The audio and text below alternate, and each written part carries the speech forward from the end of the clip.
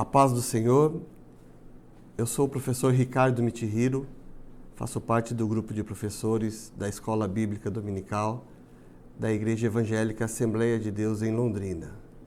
Para nós é uma alegria muito grande estarmos aqui para compartilharmos um pouco das lições preciosas da nossa EBD. A nossa EBD desse trimestre, o tema geral é O Deus que governa o mundo e cuida da família. São estudos nos dois livros históricos cujas principais personagens são Ruth e Esther. Na lição de hoje, a lição de número 9, nós vamos estar estudando sobre a conspiração de Amã contra os judeus. O texto áureo da lição diz assim, está em Mateus capítulo 10, versículo de número 22. E odiado de todos sereis por causa do meu nome, mas aquele que perseverar até o fim será salvo. A verdade prática nos diz que, quando nos tornamos agradáveis ao mundo, é sinal que nossa fidelidade a Deus está em crise. Nós percebemos aqui, estamos aqui diante dessa lição, que nós nos propomos a estudar ela em 3 tópicos. O primeiro tópico diz respeito ao plano odioso de Amã. O segundo tópico nos fala sobre a tristeza de Mardoqueu, dos judeus e de Esther. E por fim, no terceiro tópico, o perigo e a crueldade do antissemitismo. O texto bíblico da nossa lição de hoje encontra-se em Esther capítulo 3 e capítulo 4. 3, do versículo 7 a 11 e 4, versículo 1 ao 4. Eu gostaria, antes de entrar na lição propriamente dita, de fazer aqui uma espécie de um contexto até chegar aqui no capítulo de número 3. O capítulo de número 1 nos diz que Assuero era o rei da Pérsia e governava sobre 127 províncias. O seu reinado era gigantesco. Existiam 120 príncipes que estavam debaixo do seu senhorio. E diz o versículo 1, 2 e 3 que Assuero, ele propõe no seu coração de fazer um banquete e convidar todos esses príncipes, convidar todos esses oficiais para que possam estar ali junto com ele. O detalhe é que esse banquete durou 180 dias. Foram 180 dias de muito vinho, muita comida e onde eles estavam ali se regalando junto ao rei.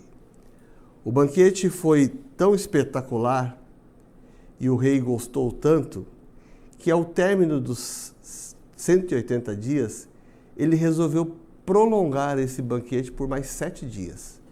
E nesses últimos 7 dias ele estaria chamando também o povo a participar desse banquete. Vejam que ali o versículo 5 do capítulo 1 fala sobre isso.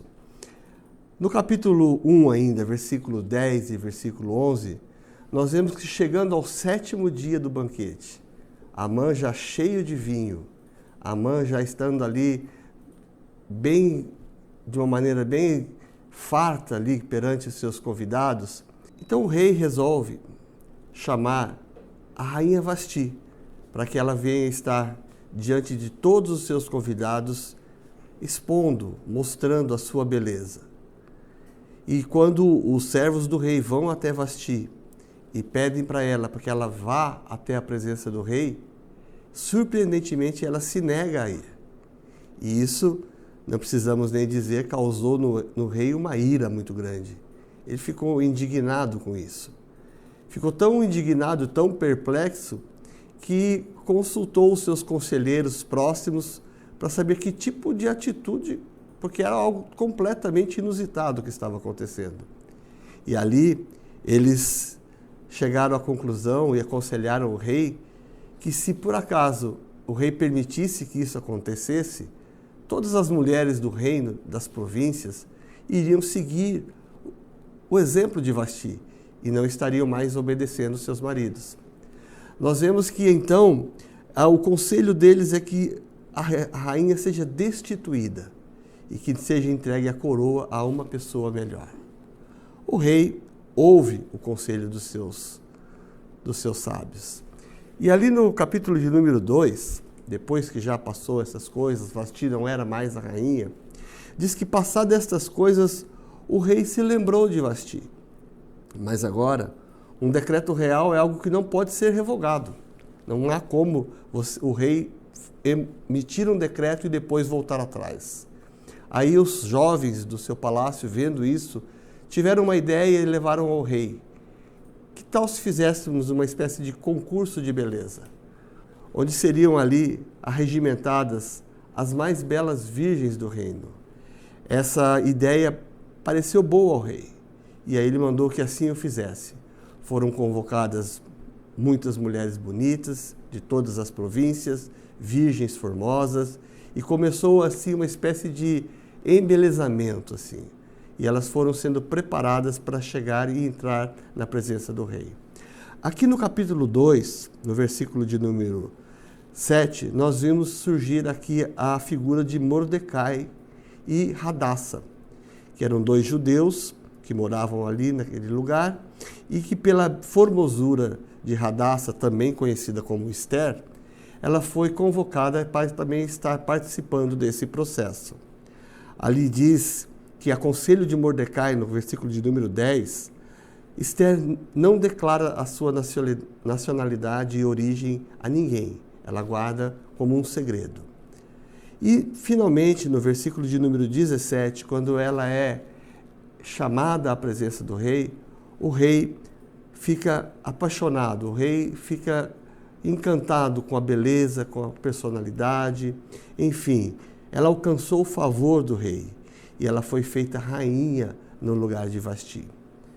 Após isso, diz o texto, que Mordecai já tinha passado essas coisas, foi feito um banquete, Mordecai estava ali na presença do rei, ou melhor, ali nos arredores do palácio, e ele ouviu sobre uma conspiração contra o rei. E isso ele alertou a Esther, Esther alertou ao rei, foi verificado que era verdadeiro e essa conspiração foi extinta. Então, finalmente, chegamos ao capítulo 3. Capítulo 3, nós vemos aqui que o rei, ele esqueceu dessas coisas. Ele não se lembrou do que Mordecai havia feito.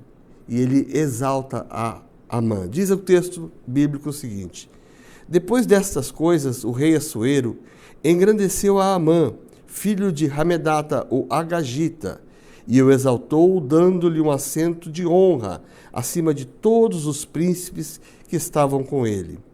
Todos os oficiais do rei que estavam à porta do rei se inclinavam e se prostravam perante Amã, pois assim tinha ordenado o rei a respeito dele. O fato de Mordecai não se dobrar perante Amã estava incomodando Amã de uma maneira tremenda, mas ele deixava passar.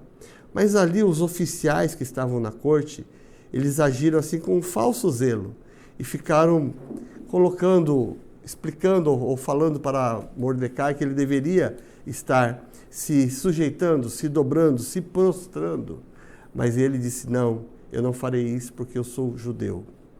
Aí, finalmente, eles vão até Amã, falam isso para Amã, numa intriga, vamos dizer assim, e Amã, ele arquiteta um plano para matar a Mordecai. Mas o plano dele é tão perverso, que a ideia dele não é apenas matar a Mordecai, mas a todo o povo judeu, demonstrando assim um abuso de poder injustificado. Nós vemos que, a partir daí, Amã consegue convencer o rei Assuero. E, escondendo a sua verdadeira motivação pessoal, ele convence o rei que todos os judeus sejam exterminados num dia determinado. Vejam aqui que no coração do poder ali, nós vemos intrigas, vemos invejas, vemos abuso do poder e vemos um líder, um rei sem sabedoria e completamente manipulável. Amã não se curvou E quando ele não se curvou, tem um significado espiritual. Amã, ele não se curvou perante aquele que todos se curvaram. Algumas coisas no mundo que nós vivemos são aquelas coisas que todo mundo faz, todo mundo fala, todo mundo... Mas nós não somos todo mundo, nós somos parte de um povo especial, um povo que não se curva, um povo que não se dobra, um povo que não está debaixo do senhorio desse século, mas sim do nosso Senhor Jesus Cristo. Então, quando Amã, ele procedeu desta forma, vejam que quando Mordecai procedeu dessa forma, vejam que ele enfureceu demais a Amã. E Amã ali propôs no seu coração estar ali indo contra ele. Uma verdadeira guerra se iniciou. E nós não devemos nos enganar. Nós estamos em uma guerra espiritual. Quando nós dizemos não às coisas do mundo, quando nós dizemos sim às coisas de Deus, nós estamos completamente em guerra. Nós estamos completamente, a todos os dias, vivendo essa guerra espiritual. E não há como nós estarmos nessa guerra e não escolhermos um lado. Não há neutralidade. Vejam que nós estamos do lado do Senhor ou nós não estamos do lado do Senhor. No capítulo 3 ainda, o rei faz um decreto para que se destruíssem, matassem e aniquilassem todos os judeus. Estes atos de violência que nós vemos aí no mundo, nas guerras, em tantos episódios que acontecem e aconteceram e ainda vão acontecer, parece que está cada dia pior, se iniciaram ali em Caim, lá em Gênesis, e até os dias de hoje ainda nós vemos isso acontecendo. O capítulo 4, ainda dentro da lição, no versículo 1 a 3, diz que a tristeza de Mardoqueu e de todo o povo aliou-se à aflição e levaram esse povo a buscar o socorro divino. Vejam que ali diz que eles se quebrantaram, que eles rasgaram as suas vestes, que eles se vestiram de pano de saco, mas a palavra Deus não é citada nenhuma vez no livro de Esther, embora a sua presença seja mais do que percebida, mais do que sentida, é como se fosse uma mão invisível agindo através de toda essa história. Aqui nesse texto que nós lemos, em momentos de crise e de dor, como ali Mordecai estava passando, vejam que ele foi levado a buscar a presença de Deus, assim como nós, quando passamos por lutas, por provas, nós buscamos a vitória sobre o mal. Se nós vermos isso, Deus é um Deus misericordioso, Deus é um Deus que nos dá a vitória. Mas muitas vezes, nós olhando para a Bíblia, vemos, por exemplo, o exemplo de Daniel. Daniel, a Bíblia diz que ele buscava a Deus em todo o tempo e assim estava preparado para vencer o mal. Vejam que o exemplo de Daniel é um exemplo belíssimo que nós devemos buscar e seguir para as nossas vidas também.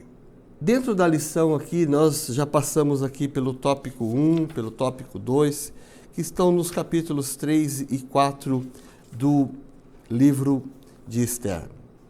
Agora, o tópico de número 3 fala sobre o perigo e a crueldade do antissemitismo moderno. Vejam que o antissemitismo, qual é a definição de antissemitismo? É o ódio e o preconceito contra pessoas judias ou de origem judaica, que pode se manifestar de várias formas, por meio de ofensas, uso de termos pejorativos, teorias conspiratórias, generalizações falsas ou violência. 3 aspectos desse ódio são apresentados aqui na nossa lição: o aspecto religioso, o aspecto nacionalista e o aspecto racial. No texto bíblico que nós vemos hoje, a intenção era uma intenção de extermínio de todo um povo, era um genocídio, um verdadeiro genocídio. E veja que que foi uma tentativa narrada aqui na Bíblia, nós vemos acontecendo no decorrer de toda a história da humanidade. No século XIV, Os judeus foram acusados, vejam só, de serem os responsáveis pela peste negra. Foram perseguidos pela Inquisição por isso. Esse é um aspecto religioso. Houve perseguição religiosa. Quando nós olhamos na história ainda, no final do século XIX e início do século XX, os judeus foram perseguidos e sofreram violentos ataques físicos, pois a prosperidade dos judeus causava ódio, alimentado por várias teorias da conspiração. Eles eram considerados os culpados pelas crises dos países europeus. Vemos aqui um aspecto nacionalista, onde, devido à inveja, devido ali à falta de entendimento, até mesmo de querer entender, eles estavam ali perseguindo e até mesmo sendo violentos com os judeus. Sem falar, é claro, na Segunda Guerra Mundial, onde nós tivemos o Holocausto, onde Hitler exterminou 6 milhões de judeus em toda a Europa, declarando assim a superioridade da raça ariana. Ele viu a necessidade de estar exterminando todos os judeus da face da terra. Isto mostra um aspecto racial. Estava ali um preconceito contra os judeus, ao ponto dele julgar que o resultado ou a forma de estar resolvendo essa questão seria o extermínio. Assim como foi com Amã, pensando da mesma forma, mas não por um aspecto racial, mas mais por um aspecto de uma inimizade que já se estendia entre os povos, né? Veja que ele é descendente de Amaleque, dos Amalequitas, né? Então nós vemos assim que os judeus são perseguidos. E o antissemitismo hoje, nos dias de hoje, especialmente nos dias que nós estamos vivendo agora, se nós olharmos os noticiários, nós vemos o terrorismo, vemos as pessoas, os judeus Israel sendo atacado constantemente. Passa ano, sai ano, volta, sempre de alguma maneira eles estão sendo atacados. Porque não nos enganemos, as pessoas que estão ali ao redor de Israel, eles não querem a paz com Israel, eles também querem o extermínio do povo judeu. Então, nós como cristãos, nós não devemos nos calar. Nós devemos estar atentos às narrativas que são geradas, que fazem com que os judeus muitas vezes pareçam que são os culpados e que são merecedores de castigo mesmo. Porque essas narrativas estão aí pipocando a todo momento. Mas nós devemos estar atentos a isso. Vejam que a pensar que os vilões da história possam ser os judeus. Não estou aqui dizendo que os judeus são perfeitos, que não errem, mas eles têm um papel fundamental na história da humanidade. Tem um pensamento que diz assim: um cristão antissemita é um paradoxo. Provavelmente o ódio está estrangulando a sua fé e impedindo de ver que Jesus não pode ser separado de suas raízes judaicas e que ele tem um plano na história dos judeus e de toda a humanidade.